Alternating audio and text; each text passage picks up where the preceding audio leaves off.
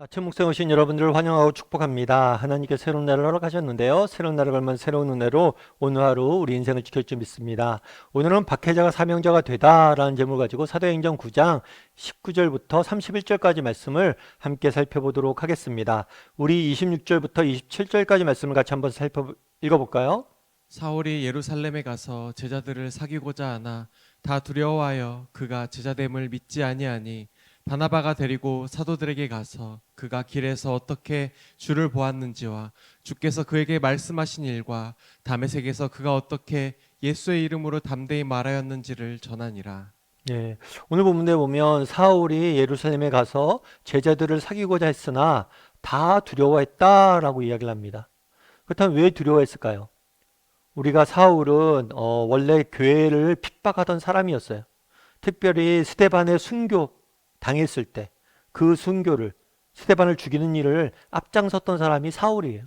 뿐만 아니라 사울은 각 성을 다니면서 정말 예수를 믿는 사람들을 감옥에 가두고 그들을 핍박했던데 앞서선 사람입니다. 특별히 오늘 본문에 보면 이렇게 되어 있죠. 그가 길에서 어떻게 주를 만나는지, 다메섹에서 그가 어떻게 복음을 전했는지. 다메섹에 그가 가다가 예수님을 만났어요. 이 다메섹에 가던 동기도 뭐였냐면 그리스도인들을 잡아 가두기 위해서였어요. 그만큼 핍박하던 사람이 뭘 한 거예요? 예수님을 믿게 된 거예요. 그러니까 아무래도 예루살렘에 있는 사람들이, 제자들이 이 사실에 대해서 정말 확신을 가질 수가 없잖아요. 지난번에도 한번 말씀드렸지만 북한에 있는 공산당이에요. 김정은 같은 사람이 정말 오늘 갑자기 예수님을 믿었다고 그래요. 그럼 여러분들이 그것들 고지고대로 우리가 받아들일 수는 없잖아요. 정말 그 사람들이 믿은 거야? 혹시 우리를 이렇게 속였다가 더 큰 탄압을 하기 위해서 일부러 온 거 아니야? 여러 가지 의심의 눈초리로 바라볼 수밖에 없었던 거예요. 그러자 어떤 일이 있었는지 28절부터 30절까지 말씀을 같이 한번 읽어볼까요? 사울이 제자들과 함께 있어 예루살렘에 출입하며 또 주 예수의 이름으로 담대히 말하고 헬라파 유대인들과 함께 말하며 변론하니 그 사람들이 죽이려고 힘쓰거늘 형제들이 알고 가이사랴로 데리고 내려가서 다소로 보내니라. 네.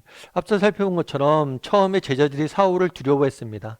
하지만 바나바가 이에 대해서 사울에 대해서 변호를 해주죠. 그러면서 사울이 어떻게 예수님을 만났는지 자기가 어떻게 그것을 봤는지 쭉 이야기를 합니다. 그러자 이제 사울이 제자들과 함께 있죠. 그러면서 예루살렘에 출입을 했습니다. 그러자 이번에는 또 헬라파 유대인들이 뭐예요? 그들과 변론하며 그 사람들을 죽이고자 힘쓰거늘. 이제 처음에는 사울을 누가 두려워했어요? 제자들이 두려워했어요. 근데 이번에는 누가 두려워해요? 헬라파 유대인들이 두려워합니다. 근데 이 두려움은 전혀 반대 성격이에요. 왜냐하면 사울이 원래는 누구였어요? 자신들과 같이 기독교인들 핍박했던 사람이잖아요. 근데 이 사람이 회심을 하게 되니까 저 사람이 저렇게 바뀐데 뭔가 이유가 있지 않을까? 사울의 말이 더 강력히 복음 증거의 도구가 된 거예요. 그래서 이 부분들을 헬라파 유대인들은 두려워하고 언짢아해서 결국에 뭐까지 하려고 그랬어요? 죽이려고까지. 사울을 죽이려고까지 노력했다라고 성경은 말하고 있습니다. 그럼 오늘 본문에서 우리가 알 수 있는 사실은 무엇일까요? 사울이 그 변화된 사실에서 우리가 알 수 있는 것은 무엇일까요? 그것은 하나님의 일하심에는 제한이 없다는 거예요. 정말 하나님께서 사용하시고자만 한다면 어떤 사람이라도 사용할 수 있다는 거예요. 지금 당장은 그 사람이 정말 하나님 앞에서 정말 하나님에 대해서 굉장히 단호하게 맞서고 정말 하나님에 대해서 정말 복음을 받아들이지 않고 또 때로는 하나님에 대해서 모욕까지 하는 서슴지 않는 그런 사람이라 할지라도 정말 하나님께서 원하신다면 어떤 사람이라도 뭐예요? 그를 변화시킬 수 있음을 보여주는 것. 하나님의 일하심에는 제한이 없다는 것. 제가 아시는 목사님 한 분이 계세요. 이 목사님 같은 경우에는 이제 평택에서 교회를 개척을 했습니다. 평택이 이제 지금은 그래도 좀 많이 개발됐지만 그 당시만 해도 평택은 굉장히 시골 중에 시골이었어요. 그런데 그 시골에서도 뭐 이렇게 교회를 개척하는데 뭐 딱히 돈도 없고 정말 마음만 갖고 열정만 갖고 하다 보니까 제대로 된 예배 처소도 구할 수 없었어요. 그래서 예배를 어디서 시작했냐면 과수원에서 시작했어요. 과수원 중앙에 있는 조그만 집을 빌려서 이렇게 한 거죠. 여러분 생각해 보세요. 우리가 전도를 하거나 교회를 하려면 사람이 있는 곳에 해야 되잖아요. 과수원에는 나무, 뭐 사과나무, 뭐 배나무 이런 과일밖에 없지 사람은 없잖아요. 근데 그곳에서 시작을 했으니까 교회가 잘 될 일이 없죠. 그럼에도 불구하고 열심을 갖고 사역을 했습니다. 사역을 하다가 한 번은 이제 세미나를 들으러 갔어요. 제가 이제 교회를 개척하기 전에 국제제자훈련을 했었는데 이 국제제자훈련에서 제자훈련 세미나를 합니다. 그래서 제자훈련을 왜 해야 되는지, 정말 제자훈련이 왜 목회의 본질인지, 교회의 본질인지, 그리고 어떻게 제자훈련을 해야 되는지 쭉 이렇게 이야기를 나눈 거죠. 가르치는 사역을 한 거죠. 그 세미나 와서 들었어요. 그리고 이 목사님 은혜를 받았어요. 아, 그래, 제자훈련을 해야겠다. 사람들을 세워야겠다 말씀으로. 그래서 교회에 돌아갔어요. 근데 제자훈련을 하려니까 제자훈련 할 사람이 없는 거예요. 그래서 제자훈련생들을 모집했는데 2명밖에 없었대요. 그 2명이 뭐냐면 한 명이 사모님이고 다른 한 명은 최근에 예수님 믿은 사람인데 술집을 운영하는 분이셨대요. 그렇겠죠. 과수원에 있는 조그만 교회니까 성도 자체도 없고 성도라고 해도 그렇게 이제 막 예수님 믿은 초신자밖에 없어요. 여러분 생각해 보세요. 정말 사모님과 정말 술집을 운영하는 이제 막 믿은 여성도 2명을 갖고 제자 훈련을 시작한 거예요. 거기에 우리가 뭐 특별한 기대나 그런 것들을 할 수 있나요?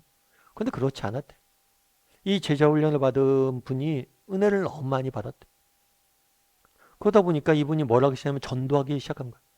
사실 여러분 전도했을 때 정말 전도하기 쉬운 사람은 누구예요?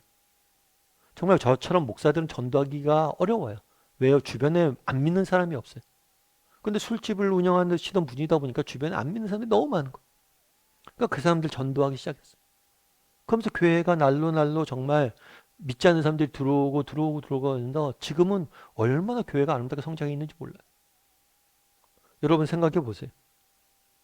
정말 2사람을 갖고 제자 훈련을 하고 1년을 실험하고 2년을 실험하고 말씀을 가르치고 그때 무슨 비전을 갖고 무슨 기대를 갖고 하겠어요.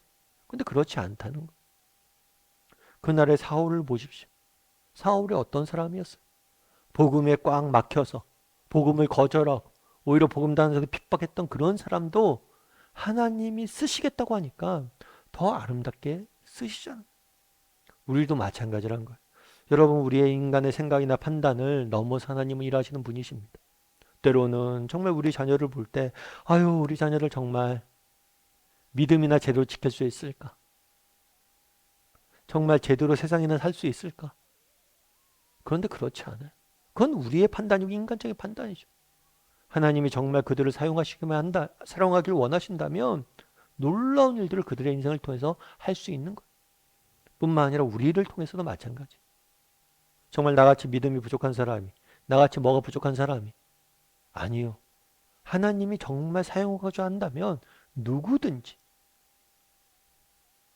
정말 이 사실에 대해서 우리가 확신했으면 좋겠어요. 하나님의 일하시면 제한이 없다는 사실을, 하나님의 부르시면 제한이 없다는 사실을, 하나님이 정말 하시고자 한다면 누구라도 정말 사용하실 수 있고 그들을 통해서 더욱 놀라운 일들을 하실 수 있음. 여러분들이 기억하고 정말 믿음을 잃지 않고 하나님을 바라봄으로 하루하루 살아갔으면 좋겠습니다. 우리 개인의 삶도 마찬가지. 정말 우리 개인의 삶, 나 하나, 우리가 속한 공동체 정말 보잘것없어 보일지 몰라요. 그런데 하나님이 쓰고자 한다면 누구든지 쓸 수 있습니다. 그런 믿음을 가지고 정말 살아가는 저나 여러분이 되기를 주님의 이름으로 소원합니다.